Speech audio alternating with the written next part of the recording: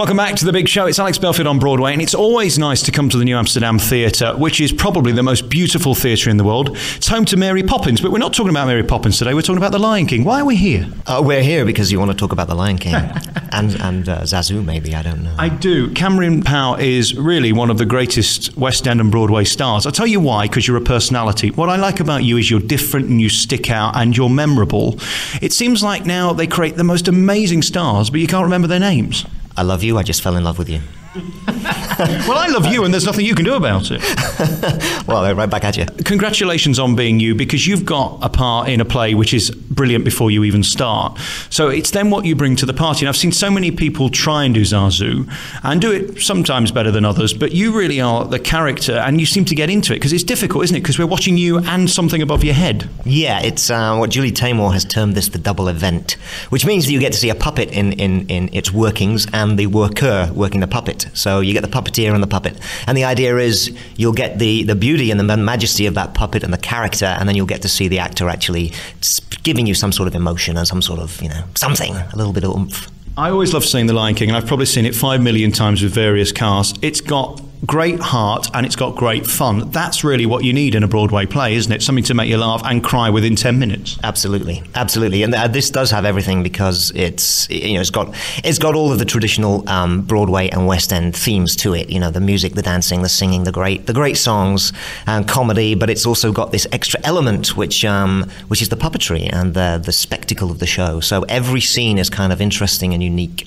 that you won't see anywhere else. So yeah, it's kind of got all of those things going for it. Cameron, why you? Why are you the one that gets to go from the West End to Broadway, on tour, back to Broadway, occasionally in the West End and back to Broadway again? I'm that good. No, I'm not. I am lucky enough that I actually came to the States through different work, and I ended up with a green card, got myself into a dual nationality situation. So I've done a lot of work over here in the States as an actor, and when I got into The Lion King, they had the need and an opening with Zazu character in the West End, and I have my passport still, so they let me go back and work in my home country, which was just such a thrill and an honour. It's crazy, because when I look at your CV, you've done things like King Lear and Tempest, proper plays in some people's view, and now you're in musical theatre. How do the RSC lot regard you doing musical theatre? It's a curious thing, the acting community. It's something that I never expected to get to musical theatre in my wildest dreams. So it's opened my eyes to this whole new thing that I can now do. I think actors can be a little snobby about it, but I think that's slowly being broken down, because there are more and more musicals that are employing actual people with acting backgrounds into their casts, and we can get away with this character singing that we like to call singing, but it's really speaking in a sort of tuneful way. What are you then? Are you a great actor in this, a great singer in this, a great dancer in this, or a puppeteer? I'm reasonable at everything. Because it is a mixture, isn't it? I mean, the physicality of Zazu is the great thing, but of course delivering the lines and the comic timing. I kind of feel you're the narrator in this. You carry the whole thing through. Yeah, I would agree. I'm kind of the through line in a way. I kind of connect a lot of the characters to the other characters. The core of what I am as an actor. I think the rest of it is built on top, and I'm lucky enough to work with some wonderful people that have got me to a place where I feel confident enough to do it. I mean, I did a lot of physical theatre, which involved a little bit of throwing myself around stages and a little bit of singing. So I came into it with a little bit of a background that I think allowed me to bite off more than I was going to chew, really. So. And the other thing about you is you've got some nice lines that are for the dads and the kids won't get, but they're a little bit mocky, but in a Disney way. Yeah, yes, they're lovely, because they work for the adult audience and the kids don't get it. But what I love to hear is the kids laughing the loudest, because they think they should. They don't really get the joke, but they're the ones laughing the loudest because they hear their dad laughing. So it's wonderful. What's your favourite song in the show? The one that sticks in my mind is Hakuna Matata. And The Morning Report would have been my favourite, because that was my song, but we no longer have that in the show. But the Hakuna Matata, I think, has to be my favourite song. They've taken out The Morning Report? Yes, yeah, they have. When did they do that? They did that this last June. I think it benefits the show because it makes things move along a little bit faster.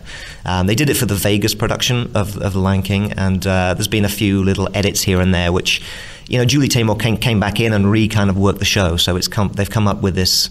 They trim the fat basically. So now we have a. But you mustn't look at Vegas. They want you to get back in gambling, getting drunk, and ending up in a hospital somewhere. You can't take them as your standard, can you? That would be my argument. Cameron Powell. I'm going to take the Morning Report because I still think it's a great song.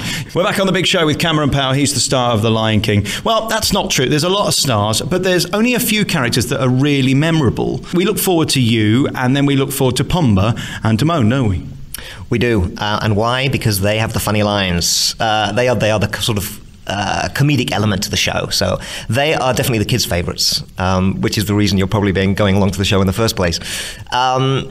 Yeah, we have some great things to do. I think I'm lucky because I probably get to ad-lib more than the other two guys, but that also has its downside because when things go wrong, I'm usually the one stuck in front of the curtain trying to kill some time if things do go wrong, which they never do, of course. And that's the thing about the show. It's quite old now. I mean, it's 10 years in the West End. It's even older on Broadway, but it still looks spectacular. It was way beyond its time, wasn't it? It was. And they are incredibly meticulous about keeping the show fresh and keeping it up to date.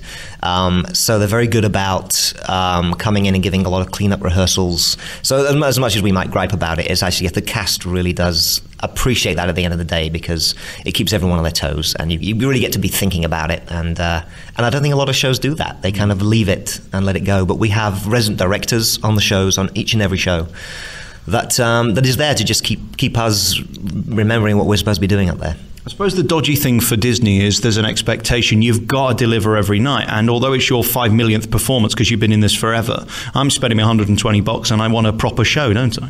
Absolutely. I mean, that's obviously the thing that we bear in mind as well. I mean, you're paying a lot of money to see these shows, so do you want to be seeing the best that there is? So you have to give it 100% every night. Does that feeling ever become normal when you walk up Broadway and you see The Lion King on this side and the other side there's just a new Disney store open which is forever promoting The Lion King, and of course the theatre is just across the street?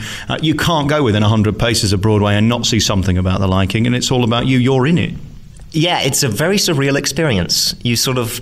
Because every now and again you will forget that what you do for a living and what you're in, and then you'll be walking down the street and there's a taxi with Lion King written all over it, or a bus with it painted all over it, or even a train station. When I went to go from Penn Station the other day, there's just images of the Lion King everywhere. So it's, they do a good job in keeping it at the forefront of people's minds. We're back on The Big Show, Belfield on Broadway, here on 42nd Street and Broadway at the New Amsterdam Theatre. That's home to Mary Poppins. There's two big shows left now, Mary Poppins and The Lion King, and they seem to be doing gangbusters. It's nice that there's something for the kids, because Broadway can just aim at old people who are very rich and just want serious plays. That's true.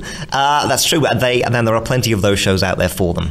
It is aimed at kids, but it's also it really does appeal to the generations, and primarily because you might have been a child when you saw the movie in '94, but now you're an adult, maybe with kids of your own. You're going to want them to see this as well. So. And it's a story about heart, isn't it? It's the love of a father and a son and taking the right path in life. It's just a love story. It is. It's a story of self-discovery, of responsibility, of community. It's all these different factions of the savannah that are coming together. Good versus evil. It's sort of, we can all get along, and that's a message that is as apt today as it ever was. So it's going to appeal to a family is going to want to see it for those reasons. We just played Hakuna Matata, and that means no worries. What kind of worries do you have going into the theatre every day that it's going to be fresh and you're going to want to perform? Because you've done this a long time now. Wow. I worry that I'm going to keep it fresh. I mean, I think a big worry is that something will go wrong. But when that happens, it also actually makes it much more alive. So sometimes it works to your advantage, if that does occur. And it's never a big thing that will go wrong. It's certainly things that we practice. We even have these contingency plans in place, so you can kind of kick into another gear. But you always have that little edge, that little bit of nervousness, and that's a good thing. I think when you lose that, you need to move on to something else. How much through the show can you stick in of your own? Is there room for that, or is that just only when stuff happens? There is, and I think I'm probably the luckiest actor in that respect, that there are moments that are built into my performance where you can actually throw in some ad-libs here and there. Obviously, it's Disney. You can. There are certain words you can use and certain words you can't. But I'm lucky in that respect, particularly in the Can't Wait to Be King number. There's a lot of singing and movement in that piece, and they like me to actually throw some comments out to the ostriches and when I'm chasing the children around. So I'm lucky. Tell me about you. Let's do a bit on your past. You're from Wales. I'm actually born in Wales, but I'm actually grew up in Lincolnshire, and my family's from Scotland. So, and my sister now lives in London. So we're kind of from all over. We kind of cover the British Isles. But I was born in Wales, but from a service family, a Royal Air Force family. So I suppose with the Royal Air Force, you're happy to move where you need to be. Is this home now, New York? It is. It is home for me now. I've only really come to that realization lately. I've always imagined that I would be moving back to England, which I would like to do at some point. But for the moment, New York's home. What's better, being on tour with the show or actually being able to have a fridge with your own food in it in your own apartment in New York? I'm a bit of a gypsy. I really actually enjoy the touring life and moving around from place to place. But when you've done that for a few years, you do appreciate coming home and having a place and not having to live out of a suitcase. So I can kind of do both, but right now I'm happy where I am. The theatre you're in, of course, is right in the centre of Broadway. It's every actor's dream, I suppose, to get there. When you go to some of the provinces, do you get the same reaction? Because the energy, I think, on Broadway, I don't know whether you would agree, is louder and bigger sometimes than in the West End. I think it is. I think that's true. I think in the West End, I don't know what kind of comment this is on the audiences, but you're probably more likely to get a tomato thrown at you if they don't like the show. But when you get a standing ovation, you really feel like you've earned that, which is wonderful. And I think in America, you get a more boisterous enthusiasm to every show. So you're talking about levels of enthusiasm as to where your hallmark is for what you're going to judge whether it was a good show or not. And of course, both New York and the West End are actually built up a lot of tourists come to see the show. So I think on Broadway you have a lot more non-English speaking people, so you can hear them reacting more to the spectacle and to the physical comedy. And in London, I think they probably the wordplay is a little bit more responsive. And in terms of your accent here, does it go down well? Because just being in town for a few days, I do this twice a year, they do like the English accent, don't they? They do, and I find when I'm speaking to a fellow Brit that I start going back into my English, and then I'm talking to an American and I slowly start to get a drawl. And what about when you get the big stars in? Because, of course, you never know who's in the audience. Does that add an extra edge? It does. Some people don't like to be told when someone's in, because it might affect their performance. I like to imagine that I don't want to be told, but I really do. Secretly, I do. Because it's just, particularly if I get some ad-libs, you never know, I might be able to throw something their way that makes people laugh. But it does. It always gives it a little extra edge, of course. It's the same when you have family and, it's going to just give you a little extra scare.